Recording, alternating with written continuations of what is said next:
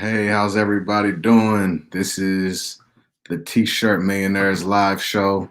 I'm excited to come on with everybody today. I decided I wanted to do a Q&A for the past few times that I've done this. I have basically done, and we have some other great interviews that are going to be scheduled, especially coming throughout the rest of the week.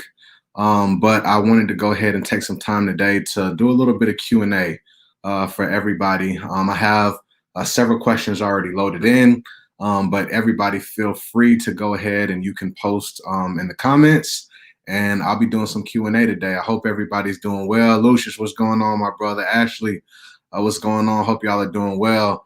I have a lot of ideas as far as how this live show is going to be approached, over the next few weeks, months. There's a big vision for it.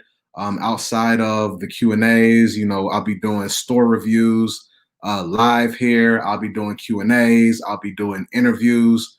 The interviews are going to be with a lot of special people. I'm talking about big T-shirt brand owners, people who are getting lined up, people who are suppliers, right?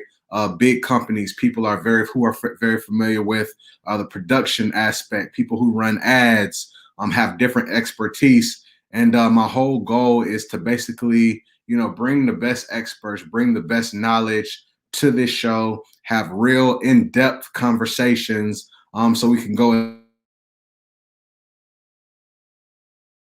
next year and just continue going forward. We can build some strong brands and have a lot of success with our T-shirt brands online.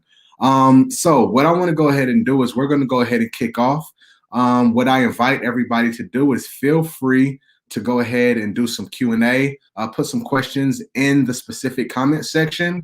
And I have some questions already loaded to look at, but I will definitely switch over and we will go ahead and tackle some of your questions that we have put in here as well. So with that being said, I'm going to go ahead and launch the first question, and let's go ahead and dive in to some of the Q&A that we have today. All right, so here's the first question that ended up coming up, and it's basically how to attract national sales. All right, how to attract national sales.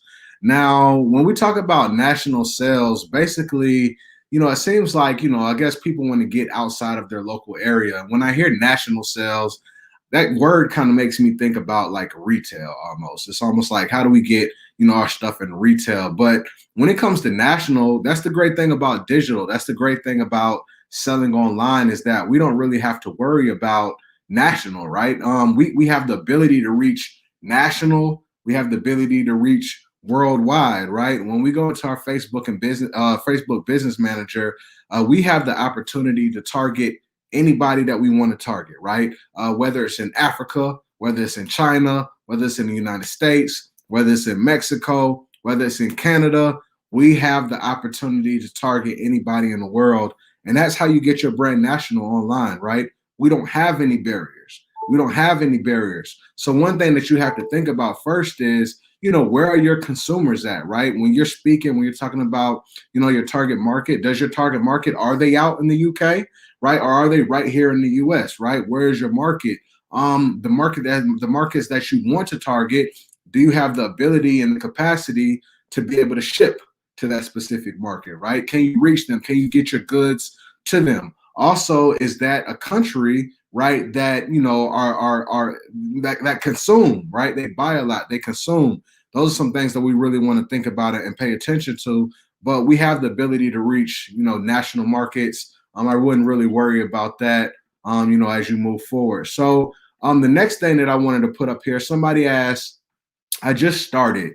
How should I get my brand out there? All right. So somebody wants to figure out, how did they get their brand out there? They just have a brand new brand. They just started. They just created it. How do they get exposure? Well, there's a lot of ways that, you can get exposure, right? It goes back again to what I just talked about. We have a lot of digital marketing tools at our fingertips, in our hands, to be able to get our brands out there. We have Facebook ads, right? We have Instagram ads. Outside of just these main platforms that we're talking about right now, you have things like Snapchat, you have Reddit ads, right? And this is the other thing that I really want to talk about. I always feel like it's healthy to try to explore going outside and finding different ad platforms to be able to reach your target audience. Just because Facebook and Instagram are the popular media channels doesn't mean that they're the only media channels, right? They're not the only ones that exist. They're not the only ones that may not work. As a matter of fact, they're probably more saturated than any other platform, and they are the best, right? But if you go to a Reddit, if you go to a Pinterest, if you go to a Snapchat, if you go to some of these other different platforms, number one, these platforms are extremely undervalued. They're very new. TikTok is another one, right? A lot of people aren't advertising there yet. You don't have a whole lot of competition. The targeting options might not be as robust, but you might find some options that correspond with your brand and allow you to get out there. So, I'm always like a big fan of just like trying something a little bit, right? Take a small budget, 5, 10, 15, $20, put it into something, try it out, test it, see how it works, see how you can utilize it to get your brand out there. So that's from kind of like a digital marketing standpoint. And then when we talk about basically other ways of getting exposure, you can get exposure from, influencers, right? Finding people who have audiences already built, right? Audiences who are already built that basically you can put your brand in front of, right, as bait and draw them to your website and get exposure and get them interested in what you've created, right? And then you have other ways like, just finding like hashtags related to your brand, right? And following these different pages and, interacting in different things like that, making connections. But those are all just, very simple grassroots ways of being able to get your brand out there at the very early stages, right? And it's a little bit of grind. It's a little bit of hustle at the very beginning, right? But, you're building a business for the long term, and that's what it's all about. So that's what I would say about that specific question. Now what I want to do is go ahead and let's go ahead and tackle this next question. We got a few typos on here, so I'm going to make sure that these typos are taken care of before I go ahead and put it up. And let's go ahead and tackle this, okay? So the next one that I have on my way to begin. Pre-sale, purchasing from a distributor, and shipping or drop shipping, where they take a higher percentage of possible profits. Okay. All right. So let's go ahead and tackle this real quick. So let's first off, let's tackle purchasing from a distributor, shipping or drop shipping, and what we really call in the T-shirt space is print on demand. And so when we have these different options, what you have to do is weigh the pros and cons of each, and then figure out which one works the best for you, right? So there's a few different factors that we're always going to take into consideration when we're figuring out what is going to be the business model that we want to produce our. Me personally, for the first 2 years of my business, I used print on demand, right? I used print on demand for the very first 2 years of my business. When we got to Father's Day of this year, print on demand, the turnaround times were slow. The quality wasn't really up to par. There was a lot of complaints, especially with the big players in the print on demand space. And so at that point in time, I switched my business from print on demand to screen printing locally, right? So I found local screen printers, got them to print for me. I found the wholesalers who I was able to buy stuff from, as far as my blank T-shirts, got them over to a screen printer. And then it was me, myself, my family, my friends, and, a team of people where we fulfilled, for a few months out of this year, right? And so I want to talk about the pros and cons that I went through on both of those angles. All right, so when it comes to print on demand, the benefits of print on demand is that you don't have to worry about fulfilling. You don't have to worry about printing labels and packaging and getting, inventory as far as envelopes and labels and all that different stuff. You don't have to worry about that. You don't have to worry about shipping and going to the post office. You don't have to do any of that. All you have to focus on when it comes to print on demand is making sure that whatever supplier that you're using has the inventory in stock. You make the sales. People come to your store. They place an order on your store, right? That part of that order or part of that the sale goes to that print on demand provider so they can print, they can ship, and it goes out to the customer. You don't have to touch anything, right? So what it does is it helps you focus on growing the business, doing the things on the front end to be able to grow the business. And all you have to do is worry about sales and then customer service and customer support. So that's the benefits of it. And that's why I liked it at the very beginning. Now, the down part about print on demand is that you're going to pay somewhat of a premium to be able to get your items printed and shipped by somebody else, right? So you're not doing it, you're outsourcing it. So that's going to cut into your margins a little bit. Now, there's ways that you can offset that, right? Maybe you are positioning your brand as more of a premium brand. So as opposed to selling a t-shirt to maybe $15, $20, maybe you're selling a t-shirt maybe at $25 or $30. I know at the very beginning of my brand, first couple of years, my shirts were $29.95, right? And what that allowed me to do is be able to have slightly larger margins. But in order to demand that price, I felt like I had to build a brand, number one. But at the same time, I did special things like, here's one of my shirts right now. I'm wearing my shirt, as a matter of fact, right now. So I did special things like put my logo on my sleeve, right? And then I will put neck tags on the back of my shirts to be able to supplement and really justify that price. So those are things that you can do as far as print on demand. And that's why, I liked it at the very beginning. Now, when I switched over to, printing locally this year, totally different experience. As a matter of fact, I didn't know anything at the very beginning of that experience. I didn't understand who the wholesale suppliers were. I didn't know the names of them. I didn't understand the screen printing process. I didn't know how long it would take. I didn't know all these different terms. I didn't know nothing, right? And I went into this brand new journey, but it was something that I really enjoyed. Number one, I feel like there's nothing like being able to touch your product, have your product in front of your face, right? And be able to hold it and really get supreme quality. This shirt that's made right now, one thing that never happened, right? When I was doing print on demand, some of the customers would get their shirts and they would say the color doesn't pop, right? It doesn't pop. It doesn't, stand out like it looks on the website, right? Though if I ever got any type of complaint with print on demand, that's the complaints that I would get. And the reason why is print on demand, they use a process called DTG, or direct to garment. And basically direct to garment is like a printer. It's a printer that prints out your t-shirt design, right? And some print on demand companies, especially the ones that do a lot of volume, I feel like they sacrifice on the ink, right? They sacrifice on the ink when they have a lot of that volume. And so as opposed to them just turning up the ink, you get in a bright, colorful shirt. It doesn't look like that when people get it. But when you screen print, the colors stand out, the colors popped. I never, ever had an issue about quality when I switched to the screen printing model. The next thing is the prices and the cost and the margins are so much better when you do that, right? You can go to a website like Alpha Broder, right? alphabroder.com. I live outside of Atlanta. We have a city over here. It's called Duluth. Duluth has Alpha Broder 25 minutes away from my house. So what I'm able to do is go on the website, order all of the blank shirts that I wanted to get, right? Whether it's Next Level, I like Alpha Broder, Next Level, Bella Canvas, I would pick it up or get it shipped over to the screen printer, right? The screen printer would print, I would pick it up, and then we would go ahead and pack and ship.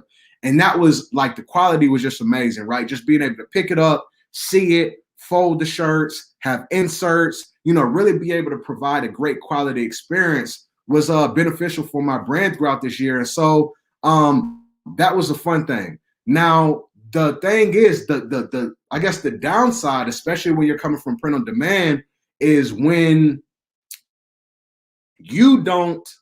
Okay, so when you get to a place where you're fulfilling on your own, it takes more of your time. And if you don't build systems in your business and you don't get other people involved outside of yourself, then you find that can kind of, take you away from different parts of the business, right? And that's the position that I found myself being in. I got to a place to I got a certain period of time, but once all of my help left, like I had people who, were helping me that were in college. Once that help left, then I was left doing most of the work, and I didn't find anybody to be able to hire out. I didn't create those systems. And so I found myself exchanging my time to be fulfilling those orders. And so it depends on what you like. You might be a person to where you really enjoy the whole fulfillment process. You don't mind stuffing the envelopes, getting the labels, printing them out, ordering inventory when you're low on stock. You might, might not mind doing that, right? And at the very beginning stages, I think that there's a part of that you should do. But when you start scaling and you start, having, upwards of, 500, 1,000, 1,500, 2,000 orders, that can become taxing, and you have to get a team in place. So with that being said, one of the big reasons for anybody who follows me, mid-year, I ended up getting a warehouse, right? We were fulfilling everything in my home. If you go to my Instagram, you'll see tons of videos, right? You'll see a whole bunch of videos of during Father's Day when we had just people all in my house fulfilling boxes all over the place, right? But after that, we moved everything and went into a warehouse, and it was a great experience. I loved that warehouse, but I didn't get to a place to where I was hiring people, and so I got to a place where I just stopped business cold turkey for a few months, because I was like, bro, the marketing is the stuff that I love to do. The advertising is the stuff that I love to do. The brand building, the creating the designs is the part of the business that I enjoy doing, right? And as opposed to me, figuring out how to hire other people, I was just like, you know what? I'm gonna take a step back. I ended up connecting with somebody, going and model what I know, right? Not the big companies like the Printify and the Printful, but someone that I know where I can have a little more control until I can figure out what my next step is. I do plan on going back to more of a screen print model, right? Because like I said, I enjoy the profits, I enjoy the cost, I enjoy the quality, right? But before I go back into that, I'm gonna make sure that I have all my ducks in a row so I can run the business the right way. But right now, I just wasn't prepared. So I needed to take a step back to get aligned, to get back focused on the things that I wanted to do. And then when it's right, then I'll hop back into that. So those are the different pros and cons. The other thing that I want to mention, there's a lot of people out there that do heat press. Now, I don't know anything really about heat press. One of my partners, he ended up buying me a heat press, and I have some heat transfers of one of my designs at my house. And heat press, I love heat press because when I like the quality. Whenever I look at the shirts, like it doesn't sacrifice color or anything like that. But heat press, you have to do all the pressing and everything on your own, but you get to provide that great quality experience, right? It's in your hands for your customers. And so, those are the three different things that you have to figure out what you want. Do you want to do print on demand? Do you want to do maybe heat press and everything on your own, where you create your shirts, have everything, have the full control, have way better margins? Or do you want to have somebody printing it, right, and you fulfill it? Or you can print it and maybe have like a distribution company fulfill it for you. And the last thing that I want to mention about this whole thing is when you do all the when you do screen printing, or anything up front where you're spending money up front for inventory, you just have to make sure you have the cash flow, right? Because on print on demand, you don't have to do anything until you get an order, but you might have to, when it comes to screen printing, you might have to order, a certain minimum quality, right, to be able to get that stock, and then you go and sell it unless you do a pre-order model. And if you do a pre-order model, I think that's a great idea, but you just want to make sure that when you do that pre-order model, your customers have to be fully aware of how long it's going to take for them to receive the product, right? You don't want to have them waiting a long, long time. I've been there, I've done that. You don't want to have them waiting. There are certain things that you want to have a little bit of margin as well. And when I say margin, if there are mistakes that happen with the screen printer or with the distributor or some type of kink that messes up the process, you want to be able to account for that further ahead so that doesn't mess you up and bite you later on. So those are a few things that I wanted to mention, about the whole production model. I know I went pretty long on that question, but I hope that it was valuable, especially, for someone who is just getting started. So the next thing is let me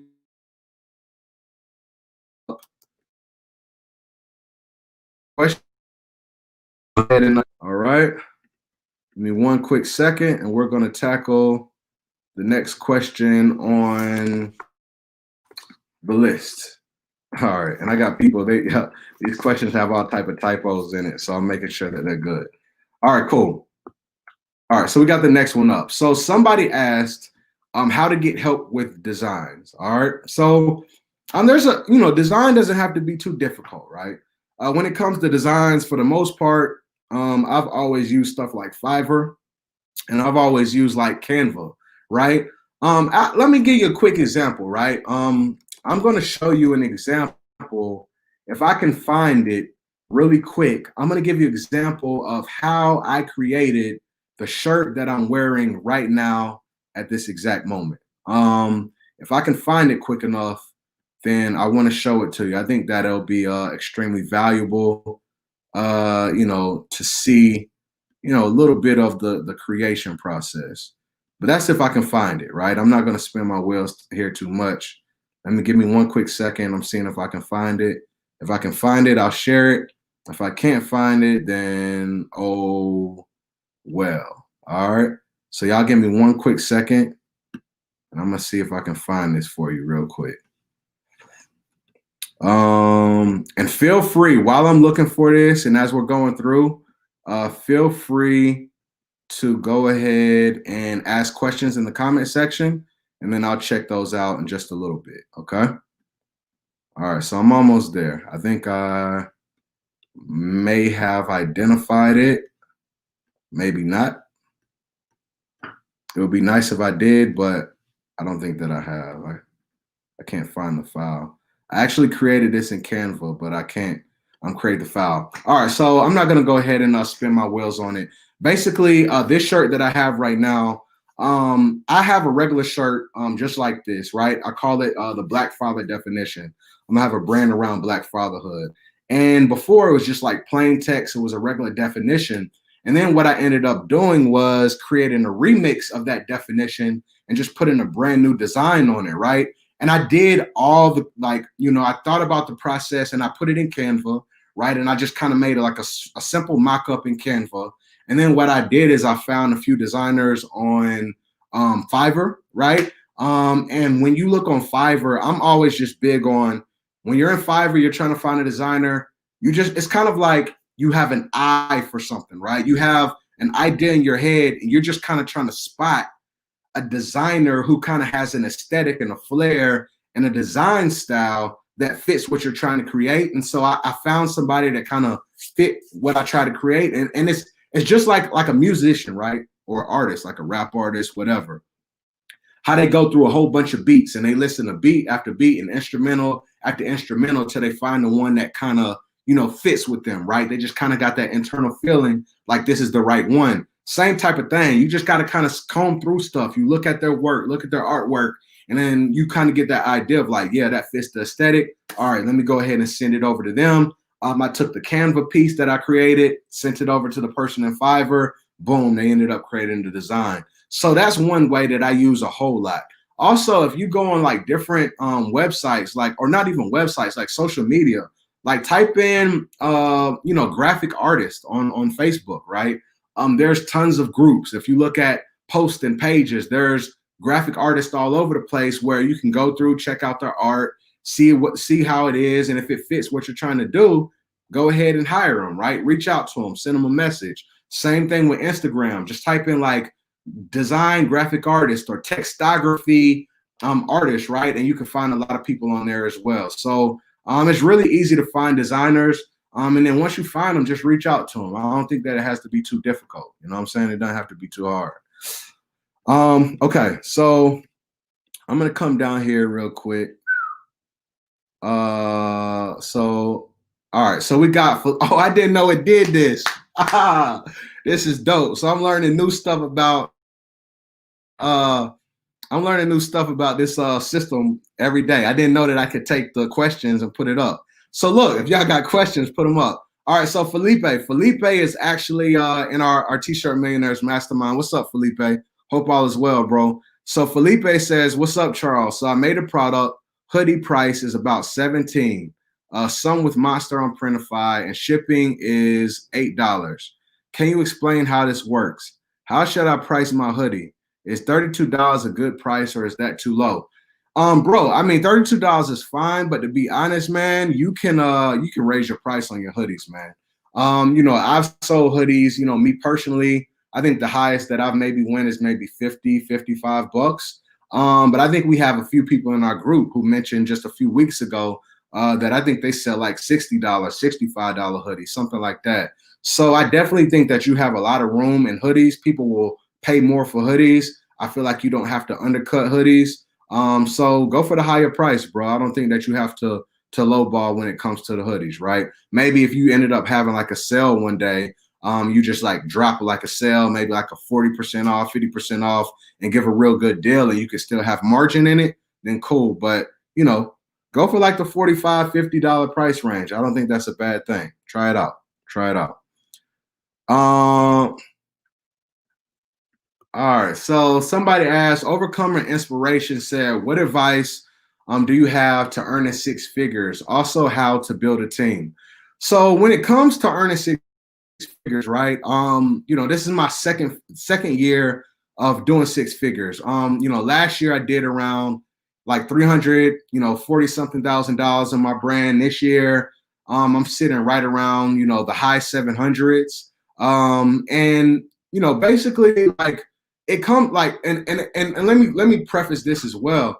For my brand and what I've been able to do, my six figures came within a month's period of time, like each year, you know what I'm saying? So I was just thinking the other day, the last couple of years is the most that I've ever made, right? Especially with my T-shirt brand, it's the most that I've ever made, right? And it wasn't difficult. Like it was like I didn't have to slave over it. I used the digital marketing tools that we have at our fingertips, like Facebook ads and Instagram ads, right? So more than me just working and feeling like I got to hustle for the six figures, it was more so just like learning the skill set. Taking the time over all these past years of really developing the skill set and understanding ads, and then capitalizing, during a big holiday time like Father's Day. And so, when we look at the T-shirt game, listen, we have to be honest. We are in a low margin, high volume game, right? So if you want to make a lot of money when it comes to T-shirts, you have to sell a lot of T-shirts, right? We want to try to keep our costs down as low as possible, right? But we have to sell a lot of T-shirts if we want to get to six figures. And with that being said, we got to learn how to run ads. We have to learn how to get outside of our local circle. We have to be able to build a brand that people really want to buy into, right? And we want to build a brand to where the market, right, that we're trying to reach is big enough, right? It's big enough. One of the biggest mistakes that I think that people make sometimes is they may create a brand that is very passionate, right? It might be passionate. The people and the niche, they may really care about the message of the brand. But one thing is, when you get into that market, are you able to scale? Are you able to scale and sell to thousands and thousands and thousands and thousands of people later on? So I think it's even bigger than trying to figure out, are we choosing a niche that's going to work? But is the market that niche in, is it big enough to be able to serve a large group of people? So when we people, right? We don't run out. We don't run through our audience. We don't run through that cold audience. The other thing that I want to really mention too is, if your audience is a lot smaller, you just have to be a little more conscious about showing them different ads, right? You can't run the same ad all the time. They're going to see it 3-4 times. It's going to burn out. It's not going to work anymore. So you have to consistently try different creatives, but then also serve new products to that audience, right? Right? Try to sell to them over and over again, put new products in front of them. And that is a way, continuing changing the game up and changing things up in products that you show that audience. For a smaller audience can be a way that you can combat it if that market isn't big enough. But I would still try to just go for a market that is large and a market that's growing, right? A market that's growing. The motherhood market is always going to grow. There's going to be new mothers every single day. Mothers with new kids every single day. Same thing with fathers. When it comes to maybe college, if there's, college or fraternities or sororities or different things. There's always going to be new people entering those systems, right? So also, like I said, if you can find a market that rapidly grows, then that can be something that helps as well. So that's what I would say about that, man. It's just learning how to really run ads and market and advertise to the masses. I think that's really the big thing. All right. All right. So let's see. So someone said, what is the best brand? Daniel, what's going on, Daniel? What's the best brand to purchase for t-shirt or hoodies? I mentioned this a little bit earlier. I like Bella Canvas. I like Next Level. Right now, a lot of those brands, those two brands, they're hard to find in different places these days. There's another brand that I like out there, that hasn't really gotten a lot of traction in the marketplace yet. That's very similar to Bella Canvas. But yeah, man, I like Bella Canvas 3001. I like Next Level. Those are, my two favorite, blank brands. Also, Daniel asked, what's the average amount you pay Fiverr for a designer? To be honest with you, bro, I don't think I've ever paid more than, I don't know, man, like maybe $50 for a design on Fiverr. Like I've never, paid too much for designs on Fiverr. So you can find, some really good quality. But like I said, when it comes to finding designers on Fiverr, I think more than anything, it's about how you articulate your idea. A lot of the times when people get on Fiverr and they just type in their idea, you just type it in and try to explain it verbally or in written form, you're not going to usually get the result back that you want, right? So like I said, it's good to kind of come up with examples and screenshots and like these different elements to be able to articulate your idea a little bit better. So when they do deliver the design, it matches a little more closely to, the idea that you had in your head. So that's what I would say about that. Where did you get your size chart on your website? I created it in Canva. So Canva is an excellent tool.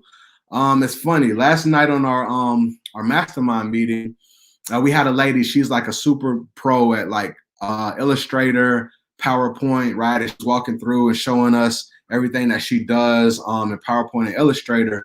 And I'm like, man, like I'm looking at that stuff like you're a genius to be able to figure that out. Because whenever I look at PowerPoint and Illustrator, it just like, I don't want to touch it. You know what I'm saying?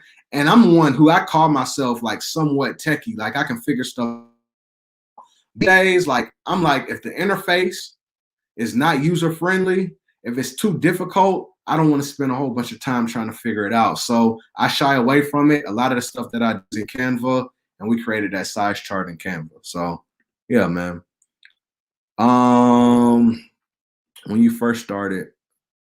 So you said when I first started, what were you bringing in monthly on Pretify? I mean, so put it this way. I started my brand in June 2018. I think I talk about this in my, my webinar meetings.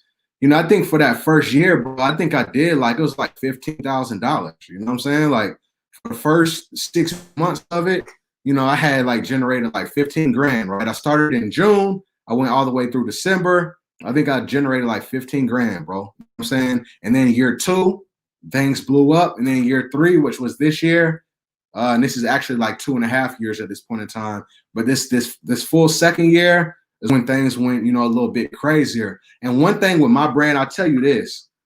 One thing with it is like, if I've showed this on my Instagram live before, but if you look at like, you go on Shopify, you click on analytics and you look at like you look at the sales chart, it has like a graph and it'll have like January, February, March, April, all the way through December. And it'll show you kind of the graph of how your sales go. Like I've been like super inconsistent, right? One of my biggest things is like really just building out the back end of the business so I can sell as much as I want, right? That's been my biggest struggle. My biggest struggle has been to build a full business, get the help outside of myself, close family and friends to just stay consistent so I can run sales up. But I kind of talked about this with some people earlier. I feel like I need that person who's like an operations-minded person. Me personally, I just like to create. So when it came around to Father's Day for both of those years, I got busy. I just got active and I did what I did and I ran my sales up. But for the very first year, bro, it was just like 15 grand, you know what I'm saying? And it grew from there, you know what I'm saying? So, you know, don't feel like you got to compare it. You know, hit a milestone. If you've never done $500 before, hit $500 and try to backtrack it, right? Say $500 is my goal. Divide that by 30 days. What is your daily goal, right? And then whatever daily goal is for sales, break that down by order. So divide that by your sales price. And then that'll tell you how many orders you need and start hustling for those orders. One thing that I feel like a lot of people need to do at the very beginning stages is like when you run ads, all those people that, you know, like comment or might like your ads, hit them people up in DMs. Anytime somebody comes to your store and they abandon cart, call them up. You know what I'm saying? Like I've always said like this, like at the very beginning, when I created my very first t-shirt brand, man, I would get on the phone. I would look at all them abandoned carts that show up on my store, people who left. You look at your abandoned cart list. I mean, it's almost sickening when you look at that, right? You be like, bro, look at all that money that's sitting on the table. You know what I'm saying? But I used to pick up the phone and be like, hey, I'm Charles. I'm Charles. I'm the owner of Hustle for My Kids. I saw that you came to the store. You started to place an order, but you didn't finish your order. Is there anything that I can do for you, right? And they would talk to me and they'd be like, wow, like, yeah, I just, you know, I was going to wait till later on or whatever it is. And not everybody came back, but some of those people came back after I placed the order. So call those people up. Do the things that hustle, man. Just get your hustle on at the very beginning. I think that's extremely important. I think that's extremely important. All right. So let me see. Somebody, all right, cool. So grind obtains all things. So grind obtains all things said, how'd you know it was the right time to flip the switch and go from planning, strategizing, and knowing it was the right time to go live and launch? I'm not a planner. I'm not a strategizing person at the very beginning, bro.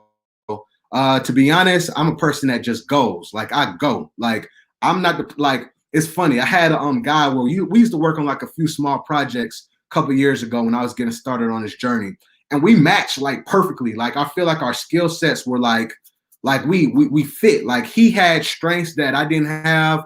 You know, I had strengths that he didn't have. And one of our things that were different was that frustrated both of us was I was like, let's go, let's just do it. Rest later on. He was always the one that's like, hold on, bro, we need to sit back and we need to plan and we need to, you know, figure out these steps. And I'm like, bro, like, you slowing me. I would tell him, you slowing me down. And he would tell me, you going too fast. You know what I'm saying? And me personally, bro, I think of something and I just move, man. Like I'm just confident in the idea enough to where I believe when it comes to entrepreneurship, you take steps first, you get something into the market first. They call it a minimum viable product. Look it up, MVP, minimum viable product. Get your idea into the marketplace first, get an understanding of how the market is responding to you, and iterate along the way.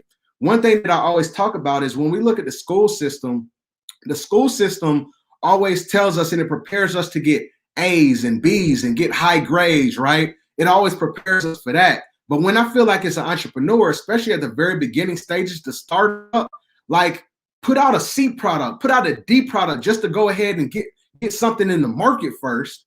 And then you always have the ability to draw that back and make changes along the way. You know what I'm saying? Make iterations along the way. That's how I operate. That's how I'm always able to get stuff out fast and built fast, is because I don't plan that much. I just go and I let the market tell me what type of decisions to make a little bit later on. So everybody has their own approach. That's how I've always done mine, and that's worked for me so far. So that's how I do it. All right, man. So, all right, cool. So Gina Lee says, I just did and converted several abandoned carts to orders. Most folks are impressed. The owner called and just got sidetracked and wanted to order. That's absolutely right. I think that's amazing. You know what I'm saying? I think that's amazing. I think, you know, in the day of this digital age to where ads are running all over the place, people don't know who's behind the brand. I think that you will find that people are pleasantly surprised to hear a real person on the other side of the brand giving them a phone call, right? Here's another thing. Have you ever, like anybody who's on a t-shirt brand here, have you ever just called your customers up? Have you ever just given them a ring? Have you ever just called them and said, you know, hey, thank you so much for placing the order. I saw that you placed the order. It's the second time that you've done this. You know, have you ever, you know, done that before, right? I think that's a powerful gesture, right? That's the way to build brand loyalty. But at the same time, I also think that's a great research point for your brand as well, right? How many people have you called? How many of your customers have you spoken to and asked them specifically, why did you buy my T-shirt? Why did you buy it? What was the reason? What did you like about it? What about the message fit with your whole life story? You get what I'm saying? Call your people up. These are real people. They're just not numbers and digits, you know, coming across your Shopify store. Try to have some real conversations. I think you'll be pleasantly surprised to see what they say. All right. Let me see. All right. So Daniel asked too, do you recommend pre-sale on Facebook ads to see what designs get most sale and produce produce items? Yeah, pre-sale is fine, but you just, like I said, you want to make sure that you're upfront when you do pre-sales. All right. So you want to make sure that the customer knows like when they're going to get their items, how long is the turnaround time, when are you going to cut the pre-sale off.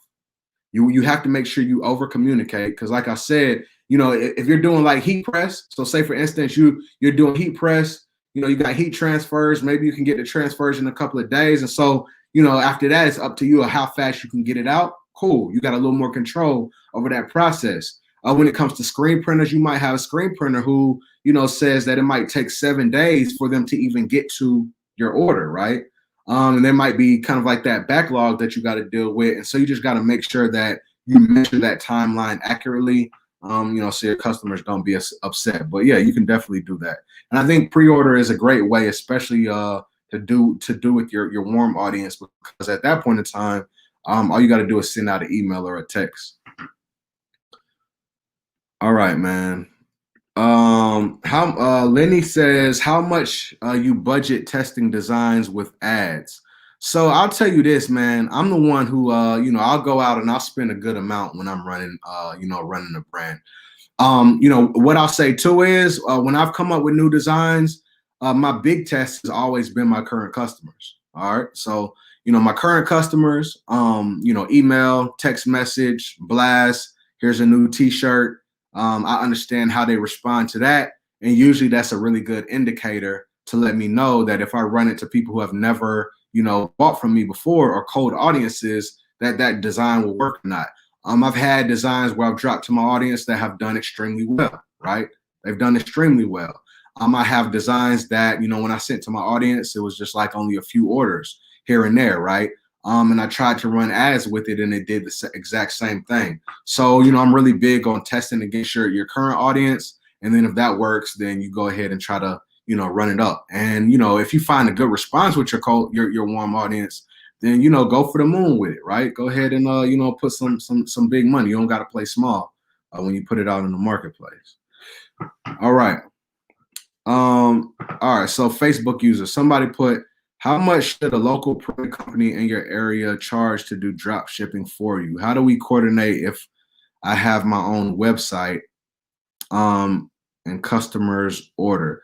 All right, so yeah, so you know, I mean, you got to find a screen printer or a local company that does drop shipping. First of all, like everybody doesn't do drop shipping locally, right? For the most part, there's not many. Like there's not many who do drop shipping, right? We have a guy out here, you know what I'm saying? Anybody who's in Atlanta, even if you're not in Atlanta, like he fulfills for a lot of influencers, you know, some of your favorite brands out here. If you go to rbyprints.com, go ahead and check my brother out. His name is Rio. He does drop shipping, and that's somebody that I know of like personally. But you know, there's a lot of them that don't do it. You know what I'm saying? There's a lot that don't do it. Now, when it comes to just like taking your orders from your store and sending that information over to like a printer, you know, I've always done things like you know, exporting it to like a Google Doc, right? And then I will, you know, manipulate the file a little bit. And basically, you know, put by design. I have a whole Google Doc where it's by design. As a matter of fact, here, let me see real quick. Let me see something real quick. Let me see if I can give you an example of what I'm talking about. Let me see if I can give you a quick example of what I'm saying here. Okay, I think here it is. Give me 1 second. Okay. All right, cool. All right, so here is a perfect example of how I have taken my orders and got them over to the screen printer. All right, so if you're able to see this, what I've been able to do is I take my orders from Shopify. I manipulate it a little bit and I put it by design and then by size. Okay, so all the way from small all the way to 5X by design, right? And then I fill it in. And then this is a file that I send over to the screen printer. And then we just go from there. All right. So this is what I send over to the screen printer. What they'll do is they'll quote me. So basically, if you look at these prices, this is the screen print price for this design. The front is 51 cents, right? 51 cents. I ordered 61, 51 cents a piece, 46 cents a piece, 77 cents a piece, 51 cents a piece, right? And then down here, they charge me 64 cents for the sleeve, and then for the tag, it's 61 cents. All right, so that's basically how it works. That's what I do. I export it, put it in a Google Sheet. I send that over, to the screen printer. All right. All right. So the next one is living the Calixte life. What's going on? So when you supply your own shirts to print shops for screen printing, what is the fair price per shirt? 50 and 100 shirts cost breakdown if you can. So what I'll say is so it just depends on like a Bella canvas. You might pay somewhere between 250 to maybe 350 depending on size. It might be a little bit more if you're talking about getting 3X, 4X, and 5X. But I think like the average price is maybe around 3 to 350, something like that. Same thing with Next Level, right? And then I just gave y'all a price breakdown. So every printer is going to be different. But I've found people like when my very first person who did my stuff, he charged me like $6 a shirt. He was just kind of busting my head, I believe, but he charged me like $6. Then I found somebody else who charged me, around like $3 to $4. Then I found somebody that charged me a few like 50 cents to like 150, and that was like the lowest that I've ever found, right? So you just got to kind of go around and price people out, in your local area. So that's what I would say about that. Okay. All right. So Lenny asks, do you only run ads for sales or do content and angles for list building? What are some solid angles? Yeah, so I only run for sales, bro. Yeah, I don't do much of content, in list building and then going into the sale afterwards. I feel like that's a good strategy for something that you have a little more margin. But to just kind of and two, is nothing wrong with list building as well, right? I ended up listening to an interview of a guy. We ended up having Justin from Support Black Colleges on not too long ago. And I was on YouTube the other day and I saw another interview that he had with somebody else. And as I was listening to it, one of the things that he stated that he does, with his list building is basically when they drop new shirts, maybe for the first week before they drop the shirt, they'll do like a giveaway. So they'll run an ad as a giveaway, right? And basically they'll collect email addresses, right? And then they'll do that like a week before they drop. And then they'll go ahead and say who won the giveaway, right? But in the meantime, they may have generated a whole bunch of email addresses. They'll announce who won the giveaway. And then on the next day, what they'll end up doing is sending another email out basically saying, although you didn't you didn't get the giveaway, you're still a winner. Here's a 20% off discount. And then they send an email to all of those leads. And that's how they were able to sell a lot of their stuff. So I saw that on the interview the other day. But yeah, man, when it comes to just like trying to sell a new shirt or any shirt at all, I'm going directly to the website, bro. I think that when it comes to T-shirts, we don't have to make it too difficult. I mean, it's just a shirt. We don't have to really like break false beliefs and, maybe different things that might come with, selling a digital product or something a little more, complex. But I just go directly to the website. That's how I've always done it. Okay, so living in Khalid State life. Once enrolled in your masterclass, do you have access to all the previous lessons? So yes, depending on what you mean for the masterclass. So I'm gonna have a group of people who have signed up for like a mini foundational masterclass this upcoming weekend. So that's just like a one-time class. I decided that I wanted to just be able to serve the public. I had some people ended up signing up earlier in the month. We're gonna do that on Saturday. That's just a one-time thing. My mastermind students, that's free for them. When it comes down to the mastermind, you get access to all the information. So there's an online course that comes with it, that walks you through the process. There are also meetings that we have every Tuesday. So we ended up having a meeting last night, right? We meet every Tuesday, and last night was a great session.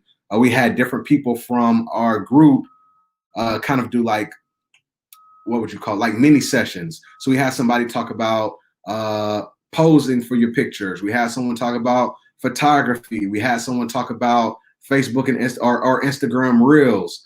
We had someone talk about building your social media fast, hiring out for social media, automated rules when it comes to Facebook ads. So everybody kind of had like their niche thing that they did and they kind of taught. But we have those every Tuesday. And those calls are recorded. And that's where really, to me, the biggest value comes from our mastermind is those specific, the most value comes from those specific sessions, because as opposed to you might be in a place now where you're trying to figure it out, but you don't have anybody to bounce ideas off of. You don't have anybody who has done a little bit more from you to where you can kind of just reach up and say, okay, I'm dealing with this struggle. How can I get past this roadblock? Just even like the emotional support, cheering each other on, right? I think that's really the big part of the mastermind. So you have access to all of that, right? It's a 12-week program. As we go into 2021, things will be changing up and being a little bit different. But right now it's 12 weeks course, weekly meeting, have a private Facebook group. So that's what the mastermind is about. Okay, so the next one, preparing the way for the Lord. All right, what's going on, bro?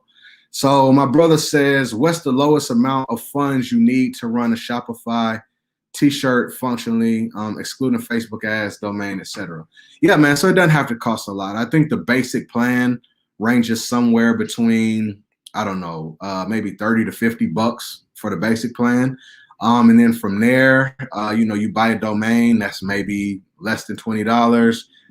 If you were to use print on demand, remember on print on demand, you don't have to order any inventory up front. So that's no cost there. And then you might have a few apps that cost a little bit of money, right? Nothing too major, maybe that's another, I don't know, maybe $10, $20, $30, depending on which apps you add. So, honestly, outside of the advertising, you're talking about less than, maybe $100, dollars per month to manage your store. And it could be less than that. So it doesn't have to you don't have to break the bank to start a store, especially if you're doing print on demand. Okay, so Brit Out Loud asks, before you launch your first tees, what were your must-dos or must-haves, or did you just go for it and learn to swim while in it? Great question, Britt. So, really for me, I think the only thing for me at the very beginning, what I felt like was important when I first started, and for anybody who knows my story, when I first started my very first brand, I was flat broke, man. I was down bad. The reason why I used print on demand is because I didn't have any money. I didn't have any savings. I didn't have any credit. I barely had anything, right? And so what I ended up doing, I would go on Shopify. I would get like a 30-day free trial. I would find all the free trials that I could get. I only had a little bit of money to be able to buy a domain and, maybe like a couple of designs off of Fiverr, right? But for me, I think the most important part for me was just a message that people like would resonate with, right? My very first brand was called Hustle for My Kids. All right. And that's what I was doing at that point in time. I was hustling for my family. I was just trying to make something work. And I realized that, you know, this was something that I was passionate about. I knew other men and other fathers wanted to work hard for children. And so basically I knew that if I could take a message, right, and especially attach it to men, to their children, right, as a man, if it had something to do with my children, I knew that I could, you know, really draw out that emotion with the brand. And that's what helped me kickstart. So when I did start advertising, you know what I'm saying, I would go real hard on it. Matter of fact, let me just show you something. Like, let me just show you something. Let me show y'all something real quick. Give me a second. Give me a second. This is what I did when I was flat broke, when I created my very first brand. Let me show you what I did. I'll show you plain as day what I did. This is what I was doing. I was trying to capture men's emotions, right? I was trying to capture their emotions. And then, you know, by capturing their emotions, from there, I was able to really pull out those heartstrings and sell. I got them to buy into the message. Okay, so let's do this. I'm gonna show y'all a little bit of something. So let's go to the screen real quick. I'm gonna show some stuff to y'all. All right. Okay, so this is my first brand, Hustle for My Kids. All right, very first brand. Got this brand up to 5 figures. You know what I'm saying?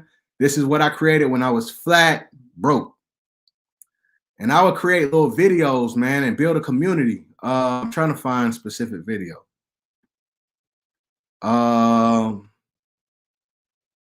Here's a video that I narrated. I narrated this video, right?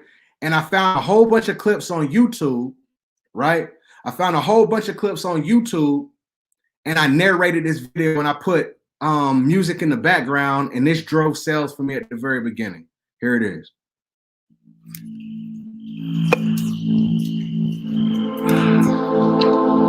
As hard-working fathers, we can get mistaken for labels that are not truly who we are.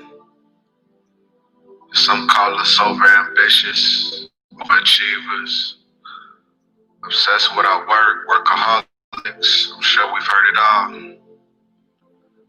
And yeah, maybe we possess some of these qualities. There's a deeper layer to us than that can't be seen with the naked eye. You will have to look a little closer, look a little deeper to understand us. If you go down a few levels, look at our hearts, examine the DNA closely, you would see that we're just fathers, providers of our family that take extreme seriousness in sustaining the family units that we took responsibility of. Our kids fully depend on us, depend on our success, and they don't even know it. We look into their eyes, and we know without a shadow of a doubt, that's the reason we hustle, we grind, we shed our blood, sweat, and tears to make sure that they have what they need and want in life. This gives us purpose and a reason to reach heights that we've never been to. So yeah, we do work hard as hell. And yeah, maybe we could use a little balance. But just know that our labor isn't intended for neglect. At our core, it's just the labor of love. We do hustle hard, but we never hustle for attention. We just look in our children's eyes. Every day when we wake up, we say, I'm thankful for life. Now it's time to go hustle for my kids. All right, so that's your real simple, you know what I'm saying? Like, you know, when I was at the bottom and I ain't, you know what I'm saying, I was trying to figure it out, you know what I'm saying? Like, I just was like, bro, let me talk about what it is to work hard for our children and try to provide for our families and just make it happen. And I didn't have a lot of resources. I went to the mall, got that little shirt done and said, overachiever, workaholic. At the bottom, it said father. And that was one of the first ads that I ran to be able to get sales, you know what I'm saying? But if you looked at that video, I think it had like 60-some thousand views, like 1,000-some likes and stuff like that, and people connected to the message. So basically all I'm trying to say is I gave you an example, but all I'm really trying to say is like, you know, the message was important to me. Like I feel like the message is important anytime. Like when you can speak a message and get people to attach to a message, then they'll attach to the brand and the T-shirt that represents that same message. So that's what I would say, man. Figure out what your messaging is. Figure out what your target audience is. All right, man. All right, so I'm gonna answer this last question, y'all, and then I'm about to ride, man. We've been on for a good hour. I hope that y'all found some value from this. Basically, somebody said, what is a great platform to create and start your website on? Wix or GoDaddy? Neither. Shopify. I'm a Shopify advocate. Shopify advocate. All right. So, you know, hands down, when it comes to e-commerce, I feel like Shopify is the best platform out, the functionality, everything that it comes with, the apps that you can add to it, the connections, the integrations. Shopify is it, man. So, you know, if you're just starting out and you're looking for a platform, I would definitely say Shopify. Okay. All right, y'all. So we're gonna go ahead and wrap this up. I truly appreciate everybody, you know, hanging out with me for this hour and going through and doing this Q&A. You know, especially people at the beginning stages. I hope that you have found value from it. I really look forward to doing more of these. Like I said, we have a lot of stuff on the way. It's going to be Q&As. I'm going to have some of the best people in the industry coming on the show and talking. There's going to be store reviews. I'm going to do like some different special stuff. I got a big vision for this and for T-Shirt Millionaires, period. And so y'all just continue to be on the lookout for what I got going on. The last thing that I want to say is for anybody who's never been on one of my webinars, we have a webinar tonight. I ended up just putting the link right there in the comments. We have a webinar tonight. You can grab that link. Feel free to sign up. I'm going to be walking through my story. And if you're interested in getting help, you're interested in joining a community, you're interested in learning how to grow your T-shirt brand online and just really honing your skills, feel free to join the webinar. And if you think it's right, then you'll have the opportunity to enroll in the T-Shirt Millionaires Mastermind before we close out the year here in 2020. So with that being said, man, y'all be blessed. Thank you so much. I truly appreciate you again, and we'll talk soon.